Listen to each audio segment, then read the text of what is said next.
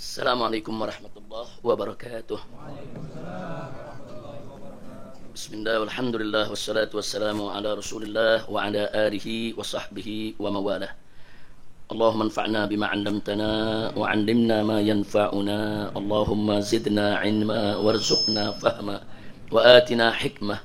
Allahumma barik lana fi majlisina hadha birahmatika ya arhamar rahimin. Walhamdulillahi rabbil alamin. Taqabbalallahu minna wa minkum fataqabbal ya karim. Ahlan wa sahlan wa marhaban biduyufina al-kiram. Laqad syaraftumuna wa nawartumuna wa farrahtumuna. Saraftumul makan wa nawartumul majlis wa farahtumul qulub. Fa jazakumullahu khairal jazaa wa wafaqakumullahu lin najahi wal falahi wal istiqamah fid dini wad dunya wal akhirah. Selamat datang kepada segenap para tamu, para habaib, para kiai, para jamaah majelis-majelis dari berbagai daerah yang pada hari ini menyempatkan diri untuk silaturahim di Baitul Diyafah, di majelis pertamuan. Mudah-mudahan kumpulnya kita di tempat ini menjadi penyebab turunnya rahmat dan barakah. Sebelum kita mulai majelis pertamuan kita, terlebih dahulu kita bacakan sebuah hadis dari kitab Riyadhus Shalihin. Di majelis kali ini sudah sampai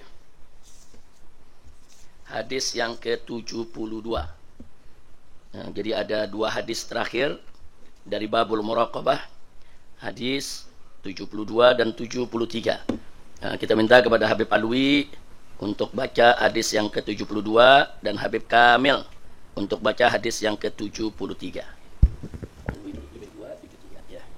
Alwi 72 dulu, mana ada Habibnya? Ya. Bismillahirrahmanirrahim. Qala al-musannif radhiyallahu ta'ala anhu wa ankum.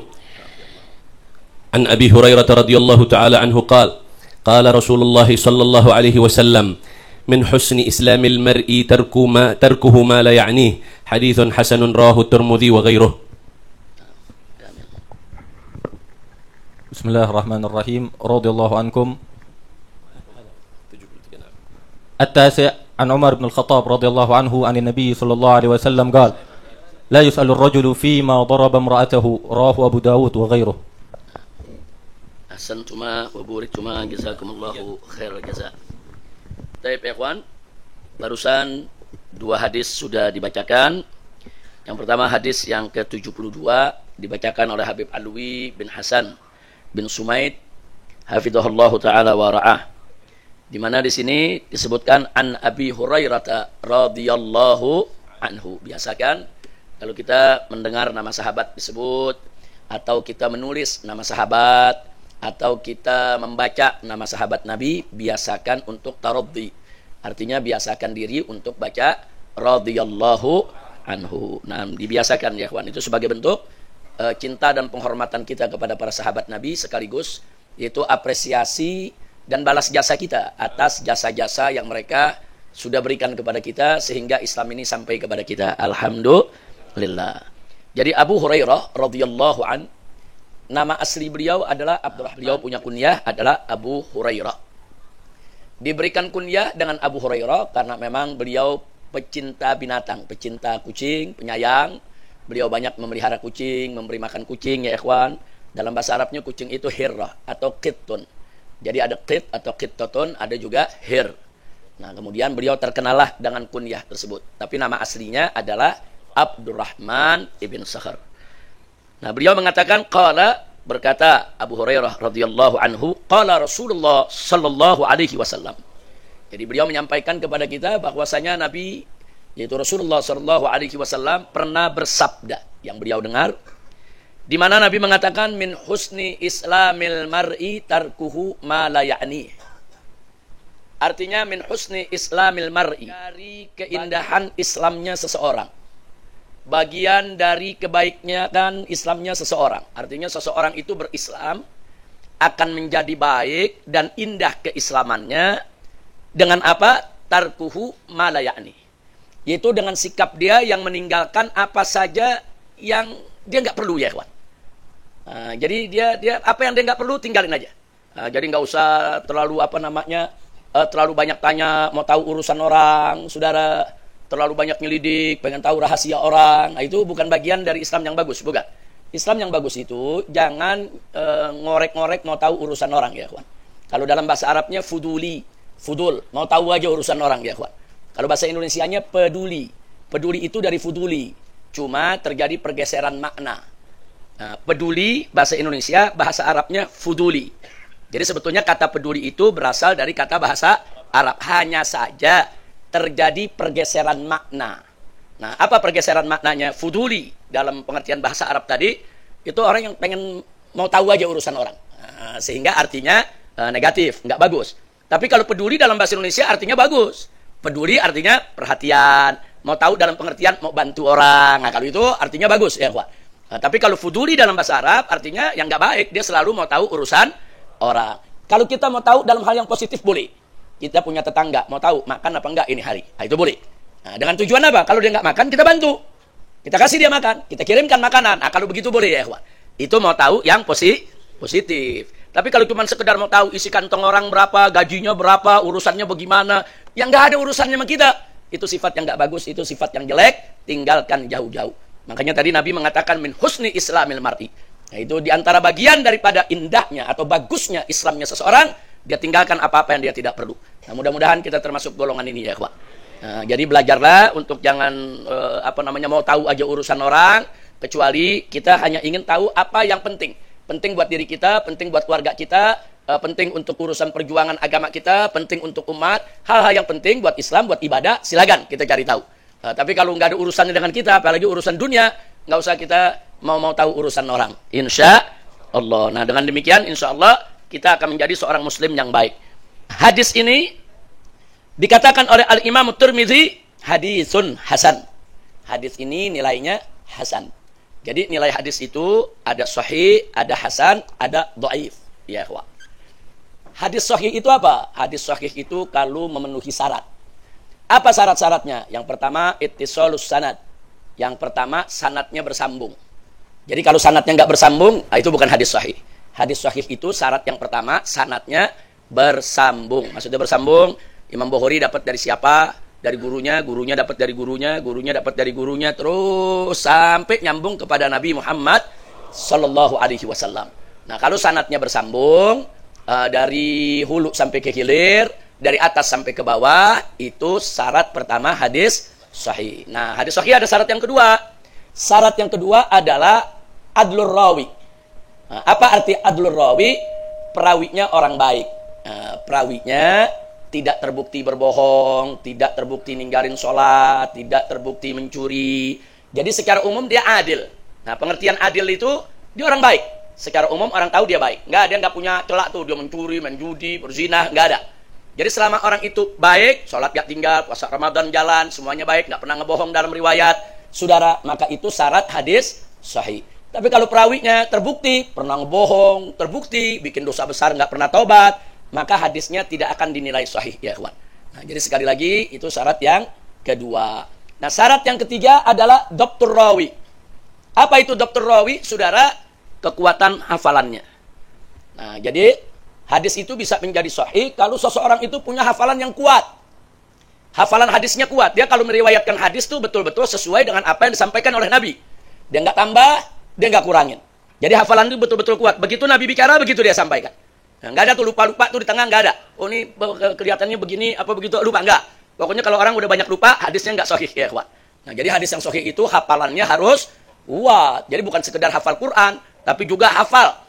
Dia punya hadis yang diriwayatkannya, hafaz perawinya, dia ingat dia dapat dari siapa, gurunya dapat dari siapa. Nah, jadi kekuatan ingatan itu sangat berperan di dalam nilai sahih suatu hadis. Yang keempat, saudara, yaitu as-salamah minas sudud. Syarat hadis sahih itu, hadis itu jangan bertentangan dengan riwayat yang lebih kuat. Jadi kalau ada hadis lain, perawinya lebih hafal, perawinya lebih matang, sanadnya lebih mantap, saudara. Nah, tahu-tahu yang ini meriwayatkan katanya A, yang lebih kuat itu meriwayatkan B. Nah, maka yang A tadi, yang kalah kuat, itu disebut syadz. Nah, disebut syadz. Nah, padahal sanadnya udah bersambung. Padahal perawinya juga udah bagus. Nah, ini udah memenuhi dua syarat jadi hadis sahih. Perawinya udah bagus, saudara, adil, perawinya juga bagus, hafalannya kuat, sanadnya juga udah nyambung. Tiba-tiba yang keempat, riwayat dia bertentangan dengan riwayat yang lebih kuat. Nah, kalau bertentangan dengan yang lebih kuat, maka dia tidak memenuhi sebagai hadis sahih. Itu disebut hadisun syadz. Nah, yang kelima, syarat hadis sahih itu as-salamah minal ilal. Dia mesti selamat dari kejanggalan atau keganjilan. Periksa nih, sanad bagus, perawi soleh bagus, hafalannya juga kuat. Dia nggak ada bertentangan dengan hadis yang lain yang lebih kuat. Tapi ada janggal. Ada sesuatu kayak nggak masuk di akal, atau sulit dijabarkan, atau kayaknya janggal. Ini hadis kelihatannya sahih tapi ada keganjilan ya, ikhwah. Nah, keganjilan sedemikian rupa itu juga bisa membuat hadis tidak sahih. Nah, cuman saya mau ingatkan, kalau tadi yang nomor 1, 2, 3, 4 itu gampang dicari. Para penuntut ilmu yang mempelajari ilmu hadis itu gampang dapatnya. Khusus yang kelima, ini hanya yang mutqin yang bisa tahu. Hanya ulama-ulama yang betul-betul hidupnya pagi, siang, sore, malam sama hadis ya, Pak. Yang memang bergelutnya sama hadis sudah. Nah, pokoknya kalau zaman sekarang dibilang apa? Hadis mania. Jadi kalau udah bergelutnya sama hadis, tahu udah seluk-beluk hadis, dua hafalannya juga udah hebat, biasanya yang begini, yang bisa nemuin keganjilan-keganjilan suatu hadis. Memang yang kelima ini agak sulit, nggak gampang ditemukan sama orang-orang biasa. Itu biasanya ditemukan oleh ulama-ulama khusus yang memang betul-betul mutqin, betul-betul tekun, dalam dia punya ilmu ya ikhwan, dan memang udah pengalaman. Dia punya basirah. Jadi bukan saja dia punya mata kepala, tapi dia juga punya mata hati. Nah, biasanya yang begini yang bisa mendapatkan ilah-ilah tersebut. Nah, kalau kita penuntut ilmu biasanya tinggal nikmatin aja. Nah, nanti si ulama bicara, ini hadis sebetulnya bagus, tapi ada kejanggalannya. Kejanggalannya begini. Dia kupas dengan ilmunya ya ikhwan. Nah, kalau kita nerimanya udah mateng. Nah, jadi itulah 5 syarat. Jadi kalau hadis itu hadisnya nyambung sanadnya, adil perawinya, maksudnya adil itu orang baik, kemudian kuat, dia punya hafalannya, tidak bertentangan dengan riwayat yang lebih kuat, dan tidak ada illah, tidak ada suatu keanehan, kejanggalan, keganjilan dalam hadisnya, maka hadis tersebut nilainya hadis sahih. Nah, terus kalau hadis hasan, nah hadis hasan syaratnya sama. Yang 4 sama. 1, harus bersambung sanadnya. Nah, itu sama. Yang soal adlur rawi, perawinya harus baik, berkelakuan baik, berperilaku baik, juga sama. Kemudian yang tidak bertentangan dengan riwayat yang lebih kuat, juga sama. Kemudian tidak ada keanehan, keganjilan, kejanggalan, tidak ada ilah, juga sama. Nah, yang bedanya di kekuatan hafalan. Jadi biasanya kalau yang hadis sahih, hafalannya lebih kuat. Encer udah dia punya hafalan ya, ikhwan. Nah, kalau yang hadis hasan, hafalannya sedikit dibandingkan yang sahih ya, ikhwan. Nah, tapi baik hadis sahih maupun hadis hasan, sama-sama kuat. Baik hadis sahih maupun hadis hasan, sama-sama wajib dijadikan dalil. Bukan boleh ya, bukan boleh dijadikan dalil. Kalau boleh dijadikan dalil, berarti boleh juga nggak dijadikan dalil. Nah, hadis sahih itu wajib dijadikan dalil. Baik itu nilai sahih dan hasan, 2, saudara, baik itu dia nilainya mutawatir, atau nilainya ahad, atau nilainya masyhur, aziz, gharib, itu istilah-istilah ilmu hadis. Pokoknya selama dia sahih atau dia hasan, wajib dijadikan dalil. Baik dalam urusan akidah, maupun dalam urusan syariat, dalam urusan hukum, dalam urusan fikih, ataupun dalam urusan akhlak. Jadi 3 ini, akidah, syariat, akhlak, saudara, dia berdiri atas dasar hadis-hadis yang sahih dan hasan. Jadi hadis sahih dan hasan wajib dijadikan dalil. Nah, yang ketiga, hadis dhaif. Nah, kalau hadis dhaif apa? Hadis yang enggak memenuhi 5 syarat tadi, saudara. Nah, jadi bisa jadi ini ada 5 syarat. Syarat yang 4 dia penuhi, yang 1 enggak. Udah dhaif tuh. Kalau 5-5-nya dia enggak penuhi, wah parah, dia punya dhaifnya ya, ikhwan. Nah, kalau 5-5-nya dia enggak penuhi, udah sanadnya enggak nyambung, perawinya tukang bohong, apalannya juga enggak jelas ya, ikhwan. Udah gitu bertentangan dengan yang lebih kuat, itu udah parah itu, dia punya dhaifnya. Tapi kalau dari 5, ada 4 yang enggak terpenuhi, tapi 4 terpenuhi, 1 enggak. Nah, itu parahnya dhaifnya agak lumayan ya, ikhwan. Nah, kadang-kadang dhaif yang begini bisa naik menjadi hasan kalau ada syawahid, kalau ada hadis-hadis lain yang menjadi saksi mendukung kalau isinya adalah benar ya, ikhwan. Jadi kesimpulannya, pokoknya kalau ada hadis yang enggak memenuhi 5 syarat tadi, hadis dhaif. Kira-kira jelas? Nah, ini hadis yang kita baca apa tadi disebutnya? Hadis hasan. Berarti wajib enggak dijadikan dalil? Wajib ya, ikhwan. Dalam urusan apa nih? Urusan akhlak. Nah, min husni islamil mar'i tarkuhu ma la ya'ni, ini urusan akhlak ya, ikhwan. Tadi sudah kita katakan, baik dalam akidah maupun syariat maupun akhlak, hadis sahih dan hadis hasan wajib dijadikan dalil. Lalu bagaimana hadis dhaif? Kalau dhaifnya parah, enggak boleh dijadikan dalil. Kalau dhaifnya parah ya kawan. Jadi kalau udah parah, udah dhaifnya, udah jangan dijadikan dalil ya kawan. Nggak boleh kita jadikan dalil dalam hal apapun. Baik. Kalau dhaifnya tidak parah, saudara, seperti tadi tuh ada apa namanya, dhaifnya masih bisa ditolerir. Nah, hadis-hadis dhaif semacam ini di kalangan Ahlus Sunnah wal Jamaah masih boleh dijadikan dalil dalam urusan manaqib dan fadhailul a'mal.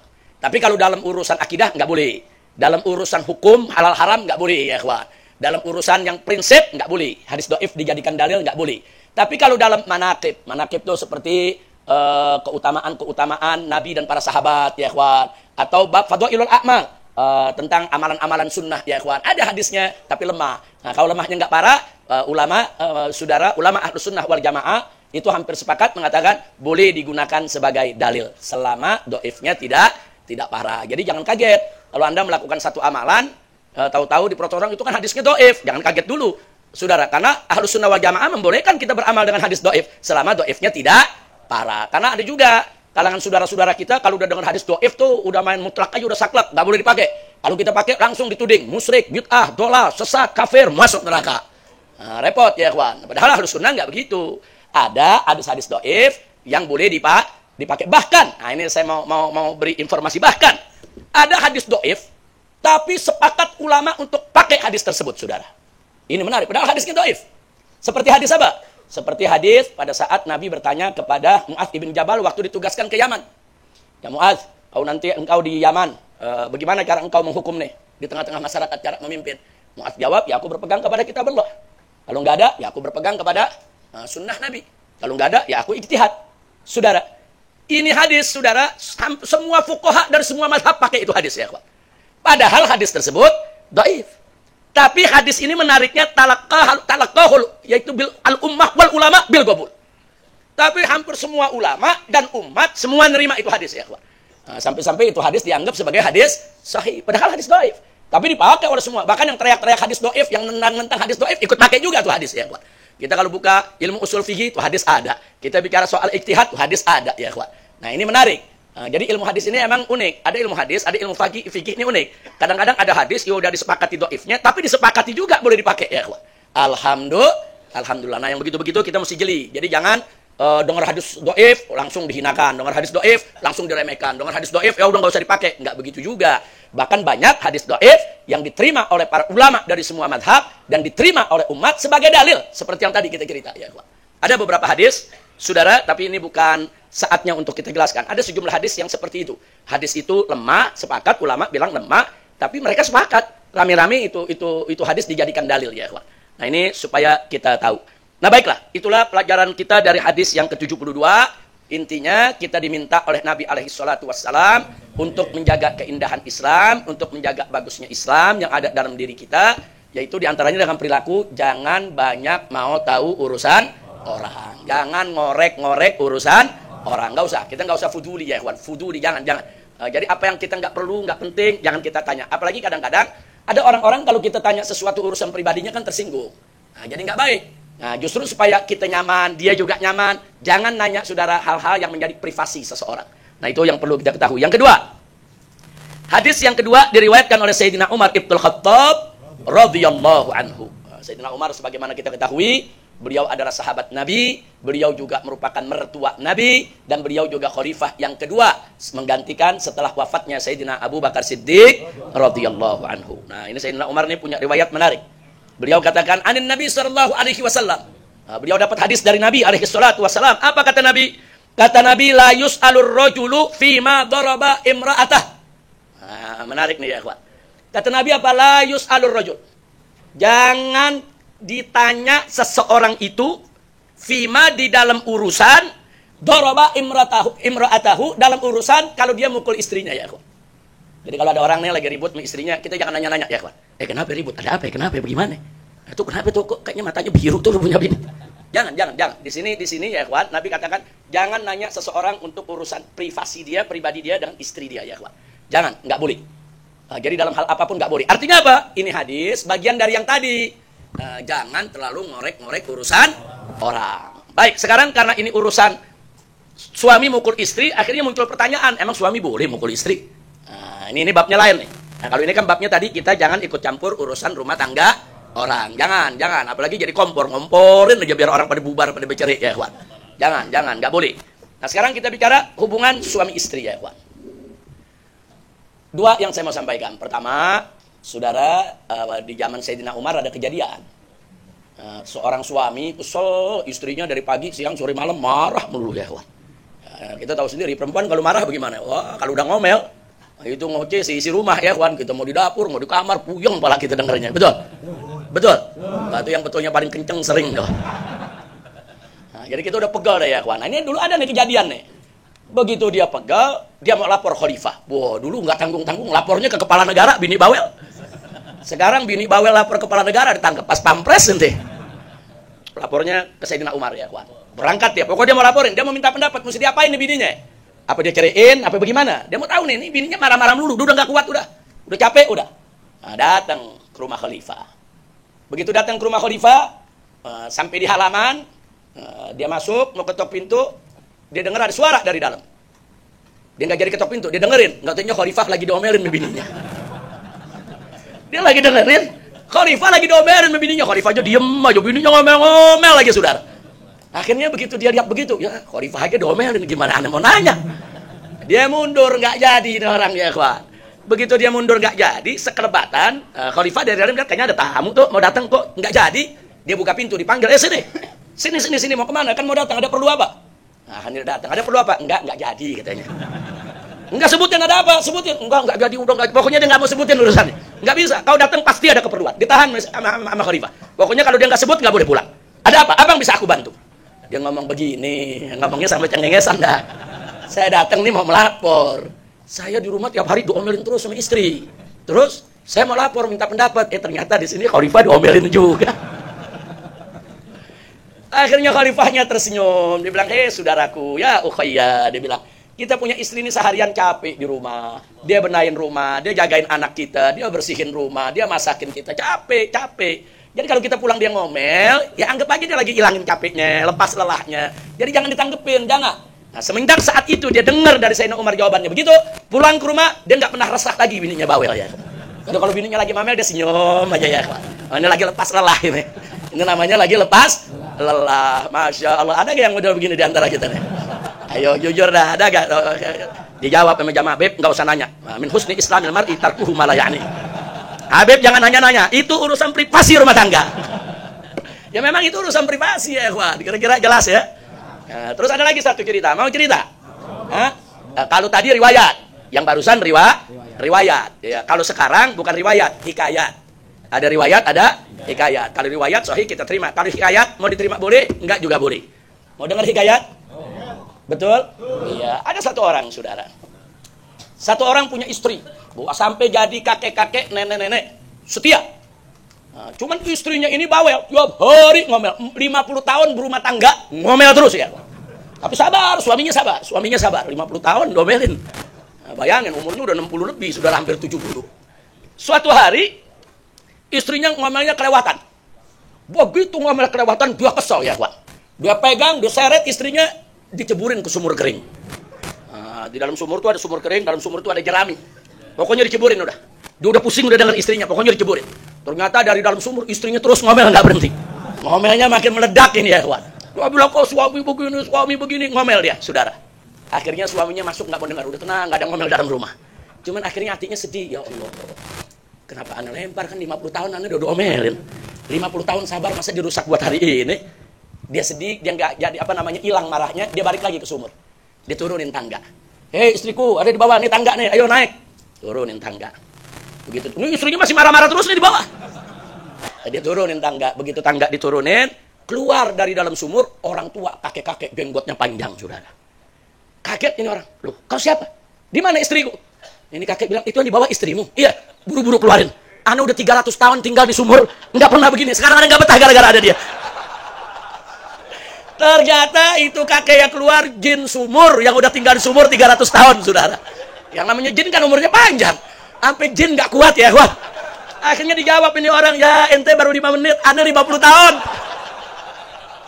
Ente baru 5 menit udah gak kuat, ada 50 tahun. Akhirnya udah angkat tuh istri, angkat jangan dilempar lagi ke bawah, ada gak kuat denger bawelnya. Masya Allah, kira-kira jelas gak? Ini hikayat, ini hikayat. Tapi pelajaran apa yang bisa kita ambil? Perlunya kita sabar menghadapi istri. Sabar ya ikhwan, sabar. Kadang-kadang perempuan tuh ngomel biasa ya ikhwan. Karena memang kerjaannya di rumah nggak enteng, berat. Kita keluar dari rumah, dia yang cebokin anak kencing, dia yang cebokin, anak buang air besar, dia yang rapihin cebokin, dia yang gantiin baju, dia yang gantiin celana. Kadang-kadang tengah malam bangun, dia juga yang rapihin ya ikhwan, capek. Apalagi kalau nggak ada pembantu di rumah. Saudara, udah nggak ada pembantu, anak kelima lagi. Dia mesti ngepel, dia mesti nyuci, dia mesti neriska ya ikhwan. Capek, saya tanya, capek gak? Nah saya mau tanya, kita sendiri lelaki kalau capek gampang marah gak? Gampang kita. Makanya di jalanan berapa banyak tuh yang berkelahi dulu ya ikhwan. Main lihat-lihatan sendiri, apa lihatin gue? Baru dia lihatin aja udah mau berantem, kayak ayam jago. Ayo, ada yang begitu? Karena apa? Capek, orang capek ya ikhwan, lelah, panas, lelah. Nah karena itu, kalau istri kita suka marah seperti itu, kita harus sabar. Itu kuncinya. Kalau kita sabar, insya Allah rumah tangga kita akan selamat. Amin ya rabbal alamin. Baik, sekarang kita lanjutkan. Nah, sekarang urusan mukul istri ya ikhwan. Kalau kita cerita soal mukul istri, di dalam Al-Quranul Karim, saudara, Allah subhanahu wa ta'ala mengingatkan kita. Di mana Allah nyatakan, wallati takhafuna nusyuzahunna. Jadi, adapun perempuan-perempuan, istri-istri yang kamu khawatirkan nusyuznya. Nusyuz itu artinya perempuan melanggar aturan suami. Suami nggak kasih keluar rumah, dia keluar rumah. Suami nggak kasih begini begitu, dia ini. Kadang-kadang dia jalan dengan orang yang bukan mahramnya, padahal udah dilarang oleh suaminya. Itu namanya nusyuz. Jadi istri kalau udah nggak taat pada suami, itu namanya nusyuz, ya ikhwan. Nah, berkaitan dengan nusyuz ini, saudara, itu ada dalam surat An-Nisa ayat 34. Di situ Allah menyatakan wallati takhafun. Dan adapun perempuan-perempuan takhafuna yang kamu takutkan nusyuzahunna. Kamu takut kepada nusyuznya mereka. Nah, mereka semakin lama nih, sekali mereka melanggar, 2 kali melanggar. Kita jadi khawatir, wah kalau begini gawat nih. Kalau sering keluar rumah gawat ini. Kalau ngobrol sama tamu yang bukan mahramnya gawat ini. Nah, kita jadi khawatir ya ikhwan. Nah, apa Allah katakan? Fa'izuhunna. Nasihatilah mereka. Nah, jadi Allah yang nyatakan, kalau kamu takut, khawatir istrimu melanggar perintah-perintahmu atau enggak patuh lagi, kamu takut deh. Nah, dia melawan, fa'izuhunna, maka nasihatilah mereka. Allah suruh kita nasihati mereka. Nah, kemudian setelah itu, saudara, kalau dinasehatin, nggak mempan juga, udah berulang kali, maka Allah mengatakan wahjuruhunna fil madaji'. Maka pisahkan mereka dari tempat tidurmu. Maksudnya pisah ranjang. Oh, nggak ngerti dibilangnya, ya sudah, pisah ranjang. Dia tidur di kamar satu, kita tidur di kamar satu, saudara, sengaja kita nggak tegur. Nah, ini boleh, Allah yang suruh. Allah ini yang suruh, yang ajarkan kita ya kawan. Nah, jadi pisah ranjang itu Allah yang suruh. Begini caranya. Jadi nasihati dulu. Nasihatin yang lembut, nasihatin yang bagus. Kalau udah nggak mempan, baru dipisah ranjang. Nah kalau ternyata pisah ranjang juga nggak bisa, apa kata Allah? Wadribuhunna. Pukul mereka. Saudara, Allah yang suruh pukul. Nah cuman pukulan di sini ada batasannya. Nggak boleh pukul muka, nggak boleh pukul kepala, nggak boleh pukul bagian-bagian yang vital dan fatal, sensitif, nggak boleh. Apalagi mukulnya, ente mukul kayak Mike Tyson lagi. Gebukin begini, gedebak, meninjak, banting, nggak boleh, haram, dosa, saudara. Hati-hati menganiaya istri, saudara, dengan cara-cara yang tidak syariat, dosa. Nah, jadi maksudnya pukul di sini, pukul yang tidak melukai. Pukul yang tidak membuat dia cacat, saudara. Pukul di tempat yang tidak berbahaya. Apa dipukul pahanya, pantatnya, saudara. Pukul yang tidak berbahaya. Dan pukulannya pun harus sekedar untuk menunjukkan kita marah dan supaya dia kapok. Begitu, saudara. Nah, jangan sekali-sekali pukul muka. Pukul muka nggak boleh ya, kawan. Dalam Islam pukul muka itu nggak boleh ya, kawan. Hati-hati, pukul nih daerah muka ini nggak boleh. Karena daerah muka ini sangat muhtaram dan sangat berbahaya. Salah pukul daerah kepala, orang bisa buta, orang bisa stroke, orang bisa pingsan, orang bisa gila, orang bisa mati. Apalagi daerah sini, ini daerah-daerah kematian ini ya, kawan. Orang kalau dipukul di sini ini, orang bisa pingsan dan bisa mati kalau pukulannya berlebihan. Apalagi di daerah kepala. Bisa nanti ada yang pecah, dia punya pembuluh darahnya, nggak boleh. Kalau itu Islam tidak tolerir. Jadi sekali lagi, ya kita mendukung ada aturan kekerasan dalam rumah tangga, memang nggak boleh ada. Tapi kekerasan dalam rumah tangga ala barat ya kawan, sampai kita pukul yang nggak berbahaya pun dianggap melanggar HAM. Nah ini ngawur ini. Sampai mukul anak juga nggak boleh. Nah akhirnya sekarang ayah cuma mukul paha anaknya bisa dilaporin polisi, saudara. Nah ini nggak benar, itu berlebihan. Ternyata ada mukul yang boleh. Ada mukul anak yang boleh, ada mukul istri yang boleh. Dengan pukulan-pukulan yang disyaratkan tidak berbahaya, tidak melukai, tidak membuat cacat ya kawan, dan bukan di bagian-bagian sensitif. Kira-kira jelas tidak? Nah, jadi bikin-bikin ini istri nggak pernah tahu tuh dipukul sama suami. Oh, suaminya marah ini. Dia tahu suaminya marah. Supaya apa? Supaya dia nggak ulangi itu kesalahan. Jadi Allah yang izinkan. Nasihati, atau setelah itu pisah ranjang, nggak mempan juga, pukul. Nah kalau ternyata akhirnya dia taat, apa kata Allah di sini saudara? Fa'in ata'nakum. Kalau mereka sudah mentaatimu, artinya udah nggak nusus lagi, saudara. Apa Allah nyatakan? Fala tabghu alaihinna sabila. Nah, kalau mereka udah taat, udah. Kamu jangan nyari-nyari jalan lagi buat ngerjain dia. Jangan. Cukup. Nah, kalau dia udah sadar, udah bagus, sayangi lagi. Jangan cari-cari jalan untuk menyusahkan dia. Subhanallah. Islam ini ajarannya luar biasa. Kita nggak boleh bikin susah istri kita. Silakan nasihati. Silakan pisah ranjang. Silakan dipukul dengan syarat-syarat yang sudah kita sebutkan tadi. Kalau dia udah taat, ya sudah cukup. Bahkan kalau nasihatin udah taat, ya selesai. Nggak usah pisah ranjang lagi. Itu pisah ranjang kalau masih nggak ngerti, saudara. Tapi selama dia ngerti, nasihatin sekali, ngerti. Dipelototi sekali, ngerti. Dibentak sekali, ngerti. Cukup. Jangan lebih dari itu, saudara. Karena Allah sendiri yang menyatakan barusan. Fa'in ata'nakum, kalau mereka sudah taat kepada kamu, maka kata Allah apa tadi? Fala tabghu alaihinna sabila. Jangan kamu nyari-nyari jalan lagi untuk menyusahkan mereka.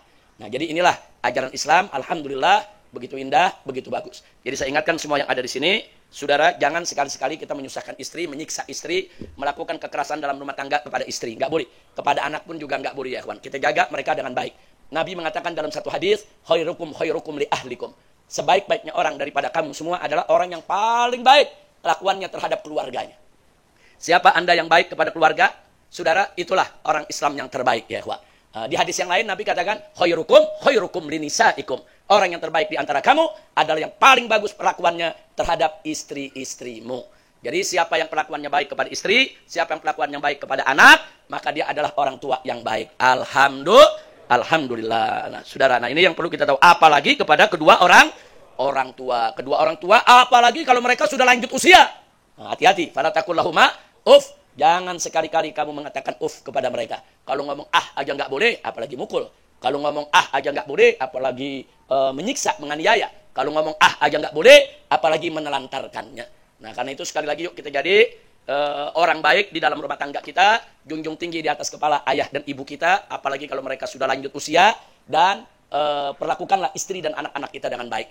Nah, bicara tentang istri kan kalau kita lagi akad nikah, bagaimana sang walinya mengatakan kepada kita, ya fulan bin fulan, uzawwijuka mahtubataka alama amarallahu bihi min imsakin bima'ruf au tasrihin bi ihsan. Luar biasa. Fulan bin fulan, aku nikahkan kamu dengan tunanganmu, dengan putriku. Katakan, kita sebutin fulan bin fulan.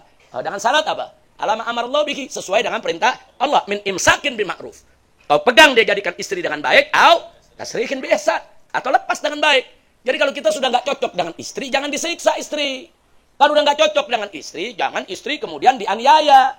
Kalau udah nggak cocok dengan istri, saudara, ya kita kembalikan ke orang tuanya. Kita ambil dia baik-baik, kita kembalikan juga secara baik-baik. Saudara, Islam itu simpel. Kau berhubungan baik dengan istrimu, kau masih suka, kau masih senang, kau bahagia, pegang, layani. Jaga itu istri dengan baik. Kalau kau udah nggak cocok, kalau kau udah nggak bahagia, kalau memang udah nggak ketemu, udah ribut melulu, ya pisah secara baik-baik. Indah itu ajaran Islam. Jadi nggak usah berkelahi, nggak usah saling ngancam, nggak usah saling membunuh, saudara. Jangan, udah nggak cocok, pisah secara baik-baik. Itulah ajaran Islam. Jangan begitu udah nggak cocok sengaja, kita udah benci, malah kita nggak ceraiin, malah kita siksa, malah kita gebugin, malah kita siksa, malah kita bikin susah, malah kita nggak kasih dia nafkah. Dosa ya, nggak boleh. Udah nggak suka, kembalikan ke rumah orang tuanya secara baik-baik. Nah, itulah ajaran Nabi kita Muhammad Sallallahu Alaihi Wasallam. Mudah-mudahan yang hadir sini semua diberikan istri yang baik, istri yang solehah. Mudah-mudahan rumah tangganya sakinah, penuh mawaddah warahmah, dan dikaruniakan anak keturunan yang solihin dan solehat. Amin ya rabbal